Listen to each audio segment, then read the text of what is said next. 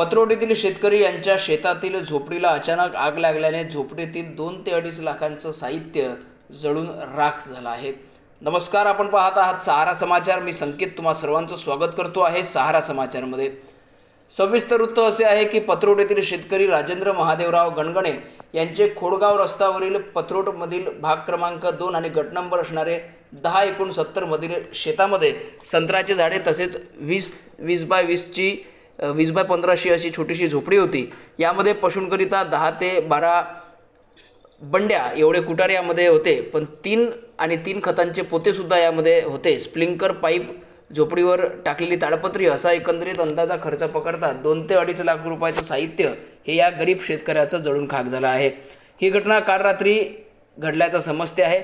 आज सकाळी शेतकरी याला शेता शेजारील शेतकऱ्यांनी सांगितले आणि शेजारील शेतकऱ्यांनी सांगितल्यानंतरच गणगणे हे शेतकरी आपल्या शेतामध्ये पोहोचून त्या ठिकाणी बघितलेलं दृश्य हे अत्यंत दुर्दैवी होतं. संपूर्ण साहित्य हे जळून खाक होताना त्या शेतकऱ्याने आपल्या समोर बघितलं होतं.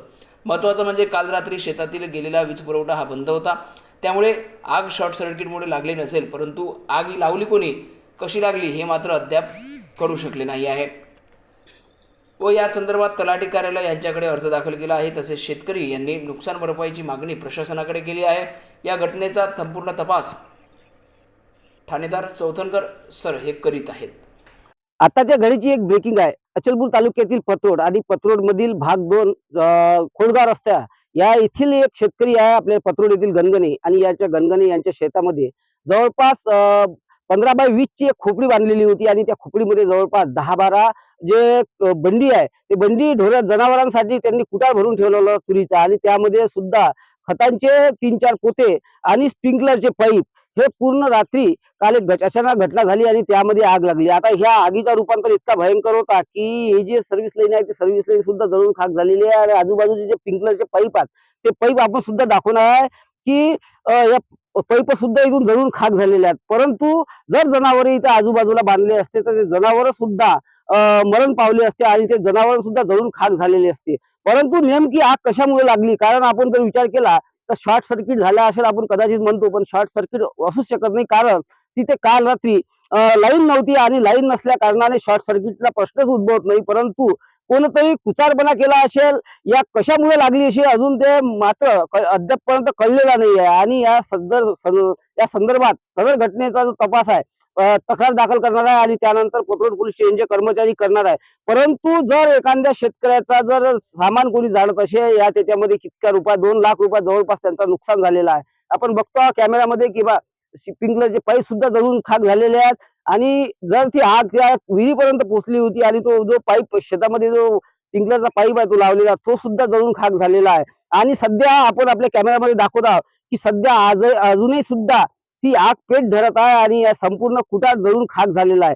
परंतु या शेतकऱ्यांना सकाळी शेतामध्ये आल्यावर संपूर्ण घटनाक्रम दिसला आणि ते दांगरून गेले. आणि एक शेतकरी, आपण शेतकऱ्याची बिकट परिस्थिती बघतो आणि अशा पद्धतीचा जर कोणाचं नुकसान होत असेल, आपण अनेकदा बघतो की कोणाच्या तुरीच्या गंजीला आग लावल्या जाते, कोणाच्या गव्हाच्या गंजीला आग लावल्या जाते. अशापर्यंत विकृत लोक जर अशी घटना करत असेल तर त्याला आता काय सांगणार, काय करणार आपण त्याकडे. परंतु जे आज ही घटना झालेली आहे या घटनेमध्ये जे जनावर आहे ते जनावर सुद्धा इथं बांधण्यात येते आणि हे जनावर संपूर्ण जळून खाक झालेली असते आणि किती मोठी जीवितहानी झालेली असती. आणि आपण बघतो की संत्र्याच्या झाडाला सुद्धा आस लागलेली आहे. इथं आजूबाजून झाडात संपूर्ण आस लागल्याच्या झाडांचं मोठं नुकसान झालेलं आहे. आणि अशाच संदर्भात आपण जे शेतकरी आहेत त्यांच्याशी आपण बातचीत करणार आहे आणि ही घटना कशी झाली त्या संदर्भात संपूर्ण माहिती घेणार आहोत.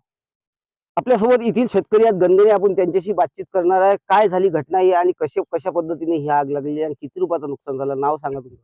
मी राजेंद्र महादेवराव गणगणे स्वतः बोलत आहे. माझ्यावर मला सकाळी बिलकुल आज त्या अक्षय इंगळेचा फोन आला मला सकाळीच की बाबा राजू भाऊ म्हणे तुम्ही वावरात या म्हणे, तुमच्या खोपीला आग लागली म्हणे. तसंच मी म्हणतो भलकेच नको बोलू, म्हणे नाही म्हणे तुम्ही या म्हणे पटकन वावरात. तसंच मी बिलकुल दात न घालता काहीच न घालता बिलकुल वावरात येऊन पाहतो, बिलकुल पूर्ण खोपडी खाक. त्यामध्ये माझे खताचे पोते होते, 4 पोते होते खताचे. औषध आणली ती त्याला बगीचा 2-4 दिवसांना मारा लागते आपल्याला, ती त्यात पूर्ण जळून खाक झाली. आणि स्प्रिंकलरचे पाईप होते ते पण जळले, माझा एडीओ पाईपही तो जळला आणि सर्व्हिस लाईनही पूर्ण जळून गेली. माझं जवळपास 1.5 ते 2 लाखापर्यंत नुकसान होऊन गेलं आहे त्याच्यामध्ये. तुम्हाला काय वाटते ही आग जी लागली आहे शॉर्ट सर्किट असू शकत नाही कारण तुम्ही सांगितलं आहे हो, की हो. लाईन नव्हती रात्री लाईन नव्हती. आणि ही घटना एवढी झाली पण हे कशा पद्धतीने आग लागली कोणी कुचारतपणा केला असेल किंवा कोणी काही असं तुम्हाला वाटतं हे तर पण मी तर काही सांगू शकत नाही. कोणाचा कुत्राटपणा असू शकते, होऊ शकते का आपण ते कोणाचं नाव नाही घेऊ शकत. आपण काहीच नाही करू शकत आपण त्यामध्ये.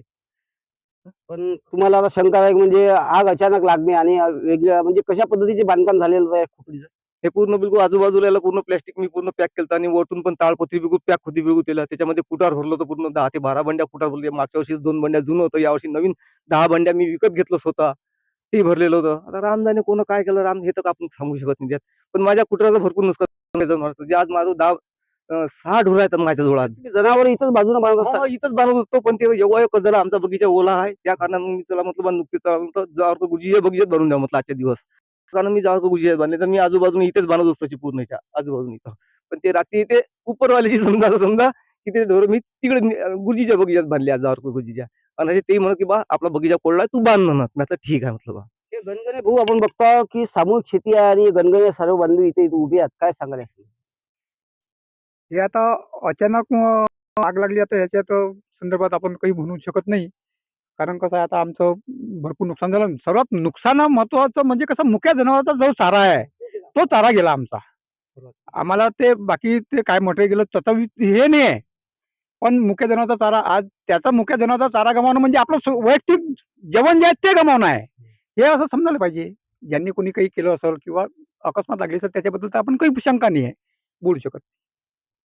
हे होते गणगणे यांनी संपूर्ण माहिती यांनी सांगितली आता आग कशा लागली हे सुद्धा त्याच्या मनामध्ये संभ्रम तयार झालेला आहे आणि बघतो आपण की सध्या उन्हाचा पारा वाढाचा आहे आणि शॉर्ट सर्किटचा प्रश्न उद्भवत नाही कारण काल लाईन नव्हती त्यामुळे अचानक आग कशी लागते कारण खोपडी अल्लग सल्लग आहे बगीच्याच्या शेताच्या मधात आहे आणि यामध्ये असताना याला सर्व बांधकाम केलेलं होतं ताडपत्रीनं पूर्ण झाकलेलं होतं आणि सर्व जळून खाक झालेला आहे आणि त्याची आस संपूर्ण या आजूबाजूच्या झाडांना आस सुद्धा लागलेली आहे आणि जे पिंकलरचे पैप होते ते सुद्धा मागडे आहेत आणि ते पिंकलरचे पैप सुद्धा जळून खाक जाताना आपल्याला पाहायला मिळत आहे आणि संपूर्ण अजूनही सध्यापर्यंत ते अजून त्याचीवाली आग विझलेली नाही आहे आणि संपूर्ण जो जनावरांसाठी जो कुटार आणलेला होता तो जनावरांचा कुटार सुद्धा जळून खाक झालेला आहे मुका जनावरांच्या मुका जनावरांच्या पोटावर हा घाललेला आहे आणि आता हे नेमकं आग कोण लावली किंवा कशामुळे लागली हे मात्र अद्यापपर्यंत गुलदस्त्यात आहे परंतु आज शेतकरी हवाल दिलाय आणि त्यामध्ये जर जनावर पशूंसाठी जर चाला उपलब्ध करून आणि त्यामध्ये सामान ठेवतो आणि